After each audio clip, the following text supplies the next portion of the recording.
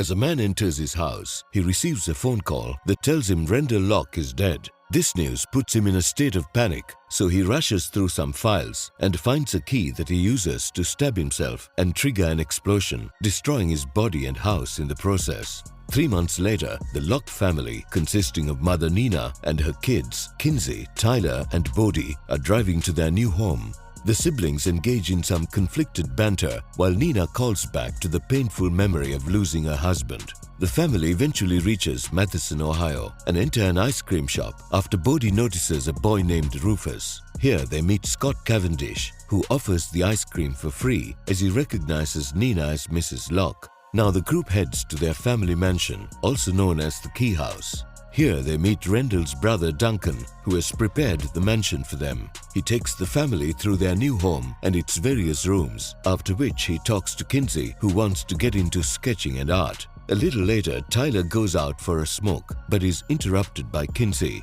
She offers some support and then the siblings discuss their deceased father. They decide to take a selfie and send it to their mum, but this triggers her memories again. Now we see a flashback to when Nina and Rendell are discussing some work, after which Tyler's friend Sam Lesser comes to meet Rendell, who is also his teacher. However, Sam pulls a gun on Rendell and demands to know about the key house. Rendell tries to resist him, but then he shoots Nina in the leg. This leads to a brief struggle that unfortunately leads to Rendell getting shot and killed.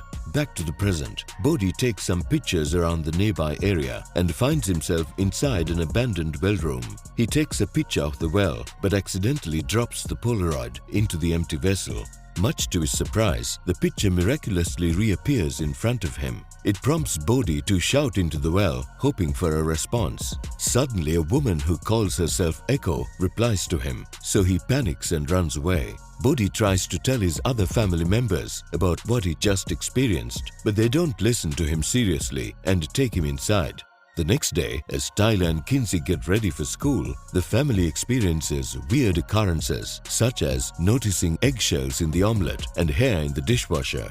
Anyway, Tyler and Kinsey decide to leave for the academy, and Duncan says goodbye to the key house in hilarious fashion, but then he has to explain his profane gesture to Bodhi. At school, Kinsey isolates herself from the others to avoid any awkward interactions, but she's suddenly greeted by Scott, who also happens to be a student at the academy. He tries to make an acquaintance with her by talking about his love for horror movies. Scott is shown to be extensively friendly as he mentions his Savini club to Kinsey and invites her to join him later. Meanwhile, Tyler goes through hockey trials and makes friends with Javi and Brinker. They get impressed by his skills, so they invite him to a party later that night. Back at the key house, Nina goes out to get some groceries, so Bodhi is left alone at home. Soon enough, he hears some strange voices, so he goes back to the well room and tries to talk to Echo. She manifests herself and tells him about the different keys in the house and their different powers. She mentions that Bodhi has a gift to detect those keys and goes on to explain them some more, but Bodhi hears Kinsey returning, so he heads back inside the house.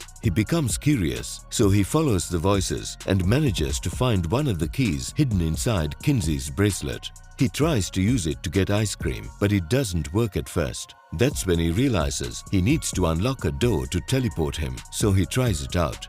Bodhi is pleasantly surprised to see that the key is indeed magical, as it takes him straight to the ice cream parlor where he meets Scott. Bodhi immediately gets a cone of ice cream and goes back home, where he accidentally walks in on Kinsey getting out of the shower. She notices what her brother's done with the bracelet, so she berates him for ruining Rendell's last gift to her.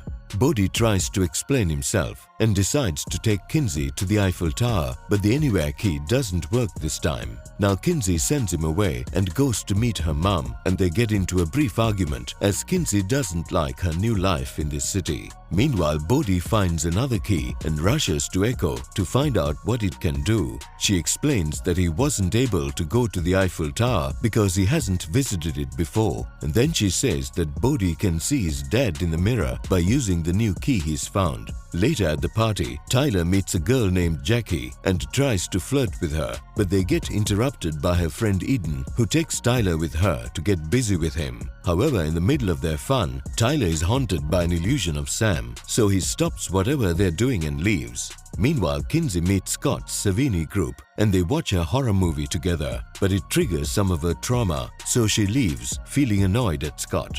Tyler finds her walking back home, so picks her up on the way. Now Bodhi uses the key on a mirror to look for his dad, but he sees a menacing reflection of himself instead. Nina walks into the room and follows her own reflection into the mirror, but gets trapped inside an alternate dimension. Bodhi goes to Echo for help, and this time she appears outside the well. She reveals that she lied about the key's power, stating that it's actually used to trap enemies. Bodhi demands that she saves Nina, but Echo asks for the Anywhere key in exchange. Bodhi complies, but Echo simply disappears after hinting at using rope to save his mother. Bodhi immediately alerts his siblings to this, so Tyler decides to go in after tying himself with the rope. There's a brief struggle at first when he also gets trapped in the mirror dimension, but he and Nina follow each other's voices and avoid the reflections to finally be reunited.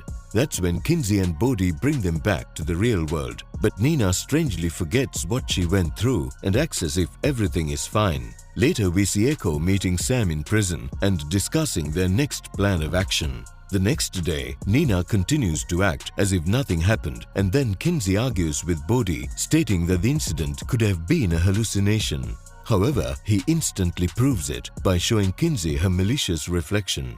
Tyler stops this immediately and takes the key for safeguarding, after which he asks Bodhi if there are any other keys. However, he lies by saying he lost the Anywhere key, and then the others leave for school.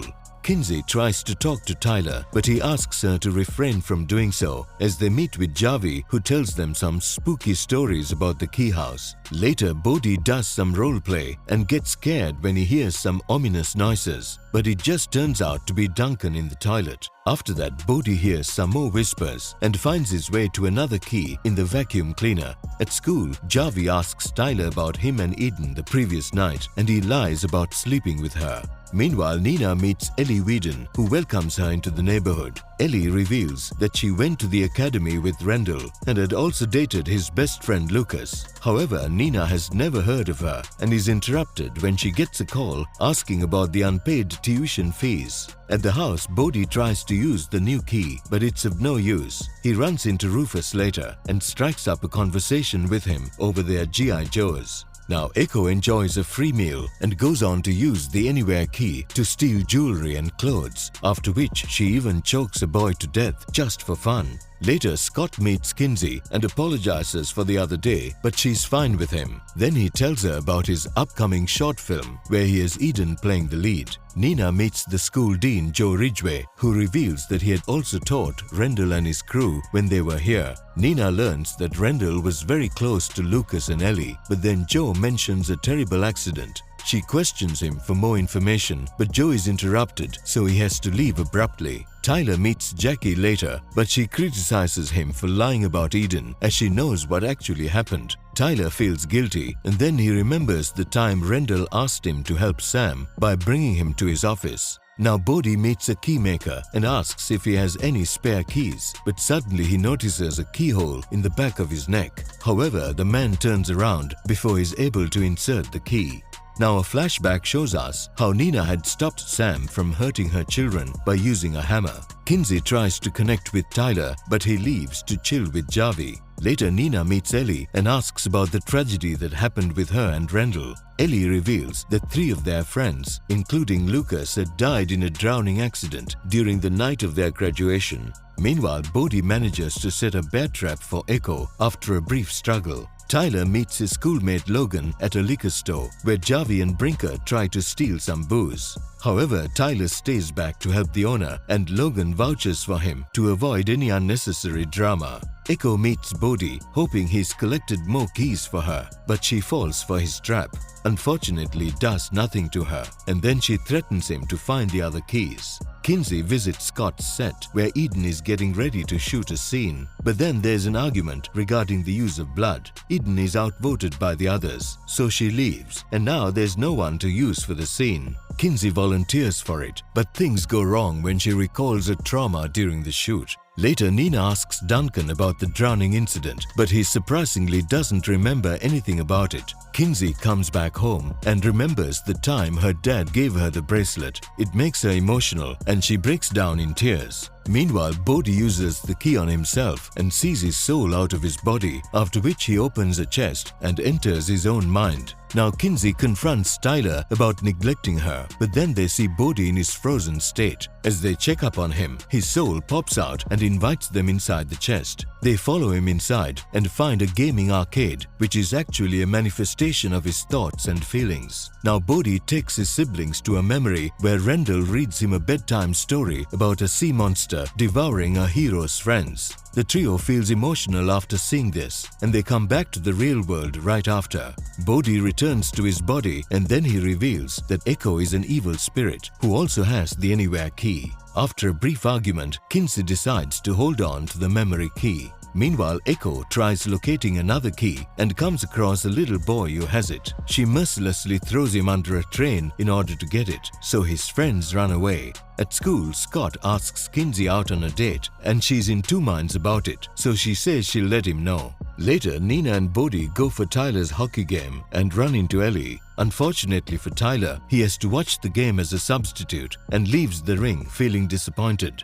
Things only get worse when he notices one of his opponents harassing Kinsey, so he stands up for her. The creep taunts him, so Tyler releases his frustration by aggressively beating him down in front of everyone. He only stops after imagining Sam's face, and then he's taken away by Joe. As Nina talks to Joe about Tyler's suspension, Tyler remembers a chat he had with Sam where he discussed his frustrations with his dad's excessive morality. Logan runs into Tyler and asks him to control his anger before it takes over him. At home, Kinsey confronts Tyler and says that he's becoming scary now. Then she decides to go inside her head to face her fears, and Tyler joins in. Kinsey's head is shown to be well organized, and she carefully picks up a memory of Rendell reading the same bedtime story to her. It's an emotional moment for both of them, but they suddenly go to the memory of Tyler attacking his opponent. The siblings spot a strange monster roaming around and are then taken to the memory where Sam tried to attack Kinsey and Bodhi.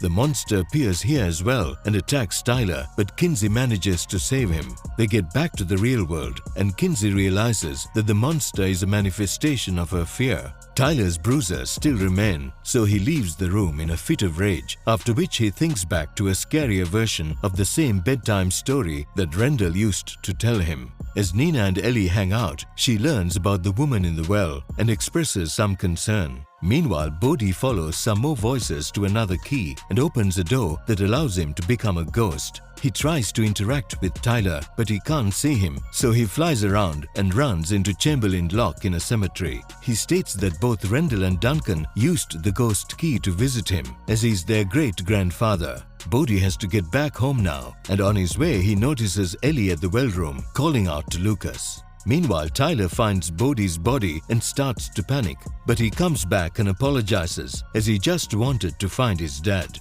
Now Nina meets Kinsey and pushes her to see Scott. However, she walks away and heads off into one of her memories to kill her fear monster while Echo watches from a distance. And that's the end of part 1. Like, share, subscribe and comment if you want to catch the second part soon. Also tap the bell icon for regular notifications. I'll see you later.